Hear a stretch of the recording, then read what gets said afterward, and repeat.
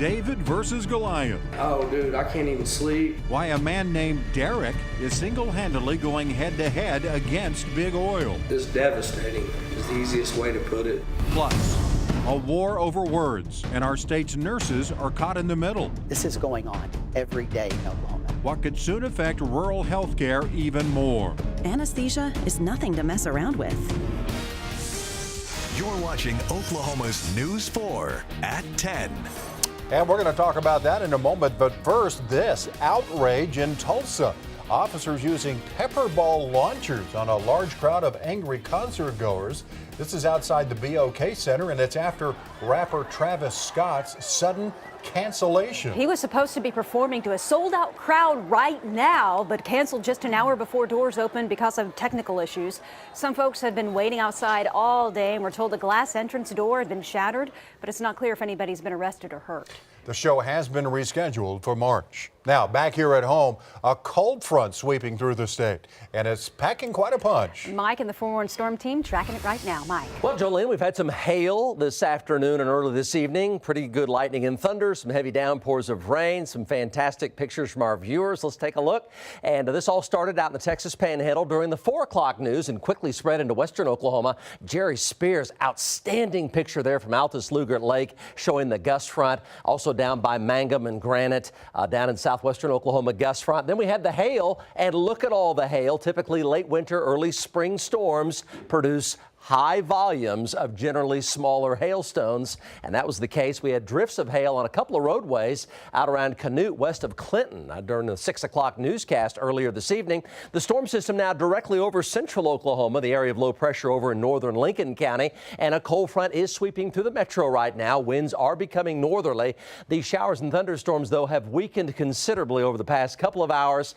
Some moderately heavy rain around Perry and Stillwater. Not much thunder and lightning left with these, and they did a nice job here at moving across the northern edges of the Oklahoma City area here. The metro here just getting some scattered light rain shower activity on the central and southern sides of town. A few showers down around Pauls Valley and Ada. Joleen and Kevin, for gardeners, I've got big news for you. You want to stay tuned on that, and I'll have that complete forecast coming up. Thank you, Mike. Also tonight. So something so simple as a shoplifting turned into a deadly encounter for our officers. We're learning more about a terrifying moment leading up to a deadly shootout inside a Del City Walmart. Gabrielle Carter shot dead by police inside that store tonight. We're learning it was all over a small hand tool that Carter was allegedly caught trying to pocket.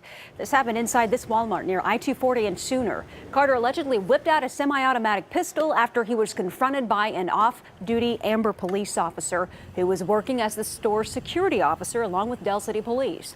Well, that off-duty officer was hit in the stomach and in the arm. The Del City officer was shot in the leg. Both expected to be okay. Carter died on scene. He had an active felony warrant for his arrest after not showing up to court for a hearing over a stolen vehicle, and that was just 2 days before his arrest. And now to an issue that is hitting too close to home for some, a real live case of David versus Goliath. Homeowners fighting what feels like to them a losing battle against big oil. A proposed oil well that could soon be towering over their heads and their home, physically and definitely figuratively. News 4's Cassandra Sweetman live in Newcastle with this story. Cassandra. Kevin, those homeowners and the oil company took the argument to City Council tonight. Now, that meeting ended just a couple minutes ago, and the decision has been continued for now because the current ordinance stating where an oil company can drill is a little too open for interpretation. Here's the opportunity to help me out and do what's right. Derek Lee making a plea to City Council, saying proposed drilling next to his property is not the necessary 660 feet from his fence line or his home. They're clearly within 660 foot of my dwelling, and my dwelling is protected use. The previous ordinance required drilling to be just 300 feet away or 1 football field distance. The new ordinance, decided last June, requires nearly twice that distance. A representative with the oil company, Native Exploration Operating LLC, told councilors they do take the neighbors into account. We obviously acknowledge the concerns of the surface owners where the pads are located, as well as the adjacent surface owners, and that's why we go through this process. But But city council members decided to continue the decision to the next meeting, saying they need to better define where the boundaries should be set to measure that 660-foot distance. Now, city councilors say they're going to take up the issue in the next couple weeks before they make a decision on these specific oil wells. Reporting live in Newcastle, Cassandra Sweetman, Oklahoma's News 4. Thank you, Cassandra. Another meeting taking place tonight, the final Pathway to Greatness gathering for Oklahoma City Public Schools. Parents have just 2 more hours to provide feedback on 3 proposed plans that could close and combine up to 18 schools. News 4's Bill Miston joining us now from Northeast Academy with the latest on this bill. Good evening, Joleen. Parents having until midnight this evening to voice what they want to see with closed schools and how they would be repurposed. And this evening is just one of what is remaining to be a few steps in this Pathway to Greatness project before the district chooses ultimately what path it wishes to take. And tonight, parents standing before the school board hoping to influence that choice. Porque doesn't understand why, if these schools were built in the first place with the purpose to be educational centers, why years later we are going to decide to shut them down. I'm here to ask that you guys seriously understand that to not make a choice on one of these plans is to say that it's okay for things to stay the way that they are, and it's not. Change inevitably coming to Oklahoma City Public Schools. Parents inevitably concerned about what the closure of up to 18 schools will mean for their children, teachers, transportation, and communities. In the days after the 3 paths were announced last month, realigning the district to better serve students, many felt surprised by the coming changes. But they're concerned, they're scared, and they're angry because they feel that the Pathway to Greatness was developed in a vacuum. While some acknowledging the district has made efforts to educate everyone about the process. We as parents, guardians, and stakeholders bear at least some of the responsibility for getting caught flat-footed by the Pathway to Greatness's progress. Regardless of why that has happened, however, you have our attention. An attention that now turns to next week when the board will be presented with its recommended path. A path that will ideally bring about needed change, with its youngest stakeholders offering up a spiritual appeal to all. Give us more compassion and the ability to listen to others' ideas. Remind us to always give respect and kindness even when we disagree. We pray in Jesus' name. Amen. Finance met last week. So what is next? Well, that public comment portion closing tonight at midnight for people to voice what they want to see for the closed schools and how they will be repurposed. Next week, the recommended path will be presented to the school board with a decision to be made come March 4th. Reporting live outside Northeast Academy, Bill Miston, Oklahoma's News 4. Thank you, Bill. This just in, negotiators saying they have reached a tentative deal to prevent yet another government shutdown. Lawmakers racing against the clock to find common ground for an agreement on border security before another partial shutdown begins Friday at midnight. Negotiators are giving details into what that deal includes or if it will pass both the House and the Senate. Happening at our state capitol, 2 bills filed to modernize what some are calling antiquated Oklahoma laws, and it affects all of us. The bills have to do with health care, specifically anesthesia, and who can administer it to you during surgery. News 4's Siobhan Bryan has the story. It's a war over a word defining the relationship between doctors and the anesthetists that work with them. The bill, which conquered a hurdle today, would change language in the statute from doctor supervision to doctor collaboration. Anesthesia should be supervised by doctors, not nurses. An ad paid for by the Oklahoma State Medical Association urges taxpayers to convince lawmakers to reject Senate Bill 801. Which would change one word in the Nurse Practice Act for nurse anesthetists from supervision to collaboration. Which just passed committee Monday. Our state statute is going to reflect a model where the doctor is not a captain of a ship. 80% of anesthesia care in this state is done by nurse anesthetists. Dozens of anesthetists were at the Capitol for the vote, saying the change would better reflect what's already taking place in Oklahoma's operating rooms. These surgeons aren't supervising our practice. They're performing the operation. They're trusting the CRNAs to be the anesthesia expert in the room. And so that's what this law is seeking to change. McIntyre and Schmidt point to access to health care in rural Oklahoma as one of many reasons to support the change, but not everyone agrees. The amount of education that people have, namely physicians, versus nurses is significant. Dr. Cunningham says that difference in training could lead to a difference in outcome, one of many reasons he's against the bill. If we remove that word, then that supervision, then the CRNA is practicing independently and not necessarily being underneath the supervision of the physician, and we feel like that decreases patient safety. The bill is in its early phases, but Representative McIntyre says he thinks Governor Stitt will back it. He wants to make Oklahoma a top 10 state, and having adequate rural health care will get us there. And now that it's made it out of committee, it'll then be presented to the Senate floor. From there, it goes to the House, and if it passes, it'll likely be around November before it becomes law. Thank you, Siobhan. Firefighters, veterans, cancer victims. You think you're giving to a charity, but you're not. This time, a robocall that claims to be raising money for our local police officers. Your cash funding politics instead. Scott Hines, going in your corner. Yeah, they did call me. Charmaine Taylor is not immune to the robocall epidemic. United Police, they called me. Well, police officers, yeah, I'm going to donate for them.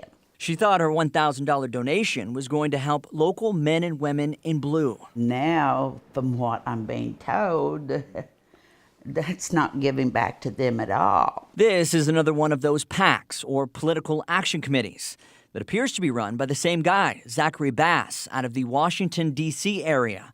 We've warned you about this scheme before. You think you're giving to help breast cancer victims. Can we count on you for a contribution when your envelope comes in the mail? Or firefighters. So you thought your donation was staying here in Paola? Yeah, to help our firefighters. Or in this case, police officers. But you're really helping fund political elections and campaigns. On its website, United Police Officers Association pledges to push and fight government for stronger legislation and elections of candidates that support our law enforcement officers. According to FEC Federal Election Commission filings, the PAC raked in over $3 million last year alone, and most of that cash went to fund media buys and campaigns of congressional candidates of both political parties, none of whom appear to be in Oklahoma. And we've told you before, all of it is completely legal. I don't get involved in all that, but I don't like it. We represent the officers of Oklahoma City Police Department. We alerted John George, president of the Oklahoma City Fraternal Order of Police, Lodge 123, about the PAC soliciting Oklahomans on behalf of police. No, the FOP does no phone solicitation. Most of the OKC FOP funding comes from membership dues. George says they do take donations from the public to fund a separate foundation, but they won't hit you up for money over the phone. And 100% of the donations they bring in go straight to the police officers themselves. We do have a foundation where we give back to our officers in times of need, say their house was burned down or a tornado or there's illness in their families and they need some extra expenses that they weren't there for. The In Your Corner bottom line, just because these PACs use names that have cancer and police and veterans in them doesn't mean they're helping that cause. They need to stop. It needs to stop. If someone calls you up asking for money, do not give it to them, especially if it's a robocall. If you want to give to the Fraternal Order of Police or any local organization for that matter, go to their website and reach out to them directly.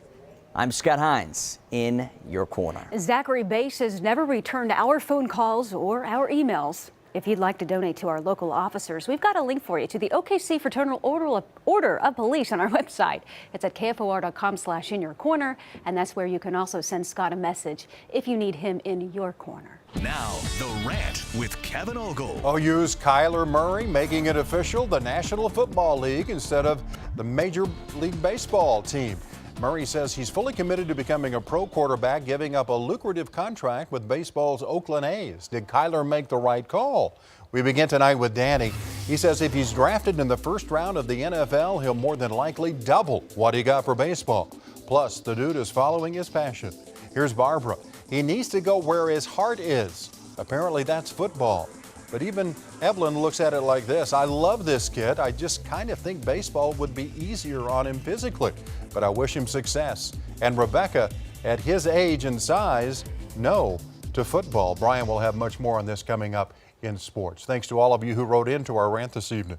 Now, forewarned weather with Mike Morgan. You know, at the home and garden shows and the improvement stores and such, spring things are starting to arrive for you gardeners. I've got big news for you, and we're going to be talking about wintertime, but let's take a step back and show you some springtime weather here. From Eric, gust front view there from Cheyenne out in Roger Mills County. That's a keeper, Eric. Very nice. And from John Slater, one of our trackers out today, a little ways west of Clinton, very close to Elk City, showing that same gust front there. That had quite a bit of high volume of small hail. This is what late winter and early spring storms do in our state.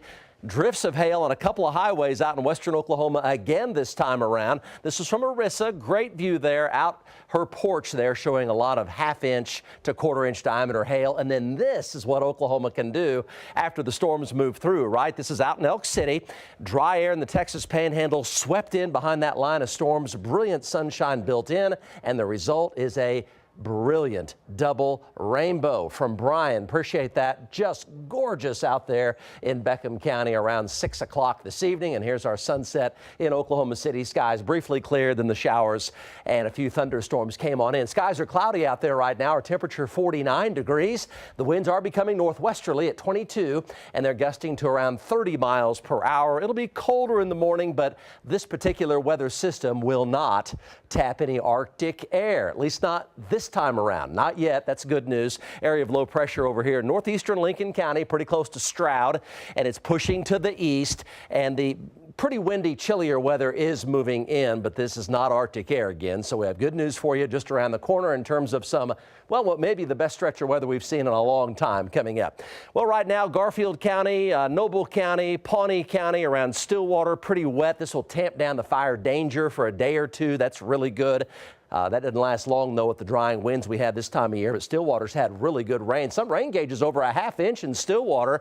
And the metro here, we missed out on the heavier rain, but showers are redeveloping now down around Mustang and Will Rogers Airport. So we'll see just a little bit more rain before it ends in about an hour from right now. So in other words, that's going to be it for our rain. Rain totals in the metro are generally under 1/10 of an inch, and a few showers and perhaps a little rumble of thunder down around Ada. Okay, so Arctic air still very much up here. In fact, it's going to make another run toward the southern plains as we head beginning Friday of this week, and it'll stick around for quite some time, and the jet stream is going to be displaced further to the south.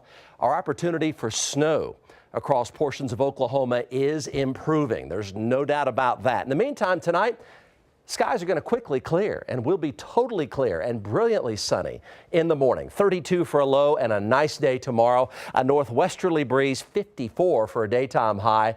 Brilliant sunshine all day long. 32 showers and a few rumbles of thunder end here in the next hour. Then it'll be totally long gone. And by morning from 31 to 33 for lows in the metro. No problems in the morning with any slick spots, nothing like that. The rain quickly pushes off into eastern Oklahoma tonight, and lows from the low 40s in Idabel to the mid-20s around Woodward. For tomorrow, brilliant sunshine, a beautiful day, cool and crisp, 54 degrees. Metro highs from 52 to 56 for tomorrow, so really nice. Fire danger a bit elevated in areas where it hasn't rained this evening. Woodward 59, Altus tomorrow 60, Alva, Clinton 57, and Enid 55 degrees. How about Wednesday? Strong southerly winds, extreme fire danger. Temperatures jump, though, nicely, upper 50s to middle 60s in western Oklahoma.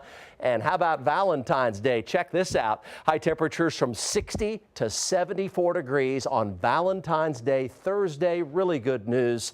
And let's go ahead and check out that fire danger here going to the big board. Always got to keep this in mind. It'll be high for tomorrow, extreme for Wednesday because of the high winds, the warm temperatures and breezy weather on Valentine's Day, and then colder weather on Friday. So wait till you see this a little farther down the road here. 32 and 54 tomorrow. Brilliant sunshine. Nice day. Partly cloudy on Wednesday, 32 to 61, strong southerly breezes, 30 and 35 mile-an-hour winds. Valentine's Day, close to 70 for a daytime high. Then here we go. Here's the Arctic air moving in. Friday, cloudy, 30% chance of showers, maybe snow, not too far away on Friday. Watch that space. And then also Monday of next week, and those highs drop right down the low to mid 30s and lows in the 20s. And that is your 7-day plus 4 tonight. Thank you, Mike. Up next, were the Sooners able to stop their losing streak?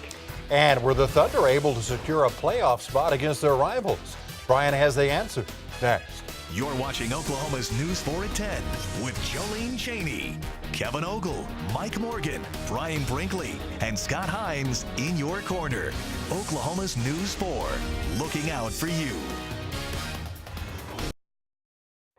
Now, sports with Brian Brinkley. With the All-Star break coming up this weekend, the Oklahoma City Thunder have played 2/3 of the season, but the race for the playoffs will be heated in the final third, and the Portland Trail Blazers are right behind OKC in the standings. They were at the peak tonight for the final Thunder home game before the break. MC Hammer was there.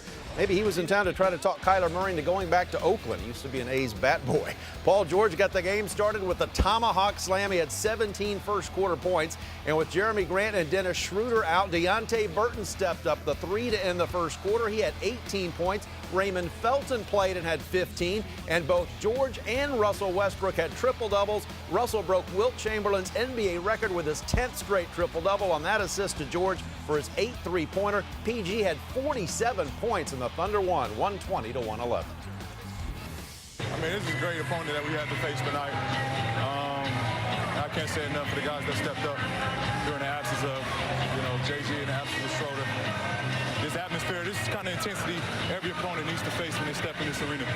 It was rocking tonight. Lon Kruger Sooners trying to end a 4-game losing streak at Baylor tonight. OU fell behind by 9 in the second half and then rallied. Christian James, the three, he had 11 points. The Sooners then took the lead with about 5 minutes to play when Christian Doolittle scored inside. He had 14 points to lead OU, but with Baylor up 2 in the final minute, Freddie Gillespie got the rebound and the putback here. Baylor closed the game with a 9-2 run and won 59-53. Sooners have lost 5 in a row. They're 3-9 in the Big 12. They're at TCU on Saturday. When we get back, Kyler Murray chooses his sport. What does the team that drafted him think about his decision? You'll hear from the Oakland A's next on Oklahoma's News 4. Former Sooner Kyler Murray tweeted today he's deciding to fully commit himself to playing football. It's a decision he really had to make with the Oakland A's spring training camp set to start Friday. Now Murray will go to the combine and focus on football, and he'll have to give up nearly all of his $4.7 million signing bonus to Oakland, who apparently did not know he made this decision until everybody else did. You want to be optimistic. Obviously we hoped that he came our way, but it didn't happen, and like I said, when you win the Heisman Trophy, it's probably a good chance you're going to go play football, and that's what he's going to do. He has made a decision, and we'll take the steps that we need to take. But again, at no point did we think this wasn't a possibility. And there's a report out tonight the A's are determined to still sign him. Stay tuned. We're back with more after this. Definite shades of springtime tomorrow. Brilliant sunshine all day long, 54. Looks great. Thanks for joining us. Good night.